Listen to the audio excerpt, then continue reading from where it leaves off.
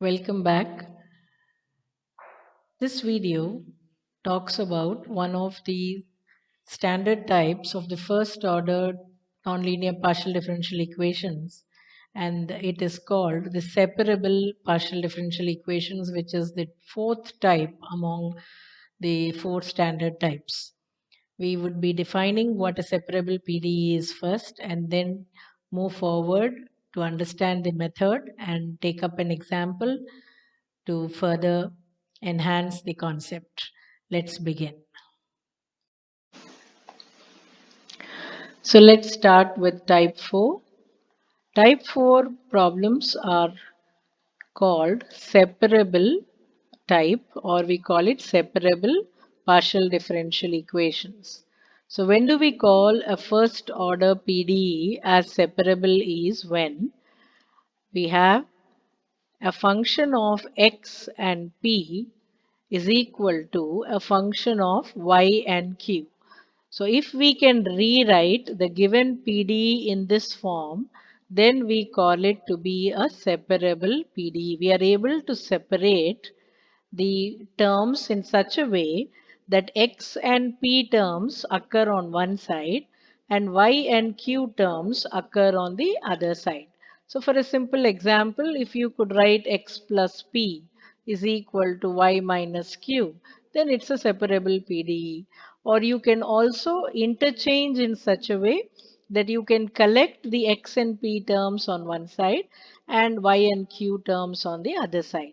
So it's a very simple and a very similar to type 3 case 1 or 2 type of problems that we have here. So once we had identified that the given PDE is a separable PDE, then let us look at the method to solve. So what is the method would be? Each are equal, isn't it? They are both equal to each other. So what we shall do is let us equate them. Let us equate each of them to a constant. So say again, I'm taking it as a. Now this a could be a square or 1 by a or root a. It could be anything depending on the terms that you have. Then what we shall do is equate each of them to a. That is f1 of x comma p can be equated to a and f2 of y comma q can be equated to a. So that from the first equation we could rewrite p to be a function of x and a. I'm sure you're able to see it is similar to what we did in case 3, case 1 and 2 in type 3, and q from here could be written as a function of y and a. So having got p and q this way, I'm sure some rule that we have done in type 3 suddenly reminds you that you say as z is a function of x and y. How did we write dz? Yes, indeed. dz is equal to p dx plus q dy. We are using the same identity relation and substitute what we have written as p as phi 1 of x comma a here dx, and then you have plus phi 2 of y comma a dy, and now you integrate term wise. We have substituted p and q. Now you integrate term wise and see what you get. Integrating term wise, like you remember the word that we used in type 3. So integrating the left hand side dz, we get z. Integrating phi 1 of x comma a with respect to x, we get another function of x. Then you integrate phi 2 of y comma a with respect to y, and you will have a constant of integration b, which will thus decide what this is the complete solution. So this is immediately the complete solution of a separable PDE. Now, if you could guess, will this kind of a problem have a singular solution? Again, look at where B is standing all alone. So B is here, you have only Z here. So therefore, when you differentiate with respect to, again, A and B, I am not talking about A, only with respect to B, it will again lead to an absurd equation, and therefore there is no singular solution. So separable PDEs do not have a singular solution. So a very simple one it is. So we simply have to first of all identify the given PDE of this form by rearranging X and P terms one side and Y and Q terms the other side. After doing that, equate each of them to a constant. Then rewrite P in terms of X and A and Q in terms of Y and A. Substitute them in your standard identity and integrate term-wise to get the complete solution. And remember that separable PDEs do not have a singular solution. So let me take up an example for you so that we can understand it better. So let me assume p square y say into 1 plus x square is equal to qx square. Because I have this particular equation. As I said, when you look at it immediately, you may not be able to identify, but look at, is there a way to combine the terms of x and p? Yes, indeed, if you can recognize, I will write p square into 1 plus x square, take the x square from the right side, this side, and take the y to the right side so that I get x and p terms to one side. So do you see that you have a function of x and p on left side and the right side is a function of y and q. So it is a separable PDE. So the given PDE is a separable PDE. This is the first step that you need to do. You need to recognize the given PDE by writing it in this manner. Then what you do, you equate it to A. So you equate this to A and each of them can be equated to A.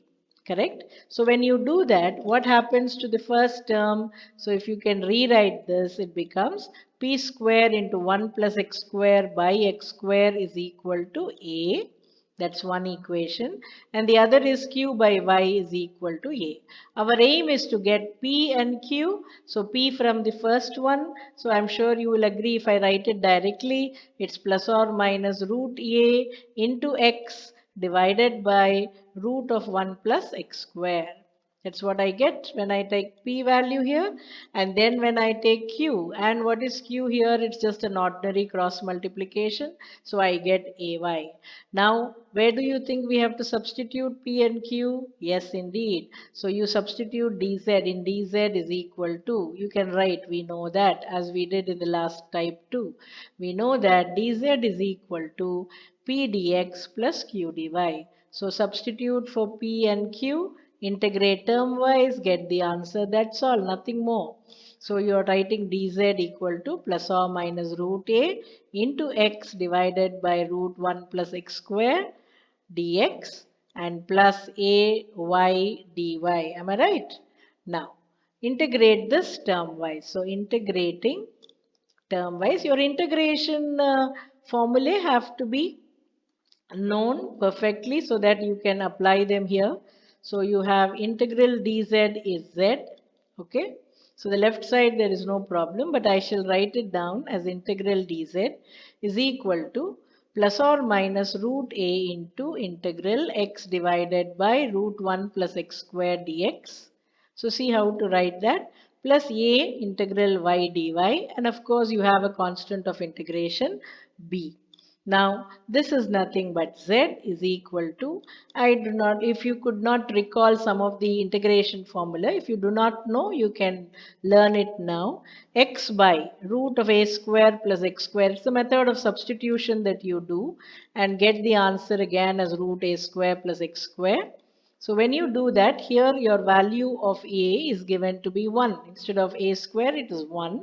So this becomes plus or minus, root a is outside, and the result will just be root of 1 plus x square plus a into y square by 2 plus b. So this is the result that you get, and this is the complete solution. So you see it's a very, some terms are with root, some are without root. So when you look at this, there is this is the complete solution that you can see here of the given equation 1. Now, as I told you, if you take the singular solution is 0 here. But if, and hence we can conclude that 1 does not, separable PDs have no singular solution. So you say 1 has no singular solution and you conclude the problem as it is. So very simple kind of a type this is. where you can directly judge. So it's only that you need to equate, first identify its separable PD and equate each of them to a constant, get P and Q in terms of X and A, Y and A, and then substitute it in our total differential formulae, integrate term wise and get the complete solution, and you will not have any singular solution for a separable PDE. So you can attempt some problems based on this. A very simple and a small video this is, because the problems are quite simple in this particular type. So take this as a guide and you can maybe attempt more problems. In case you have doubts, you can definitely put it in the comment section so that I can answer them. I would be more than happy to answer it for you. Thank you. God bless you. Take care.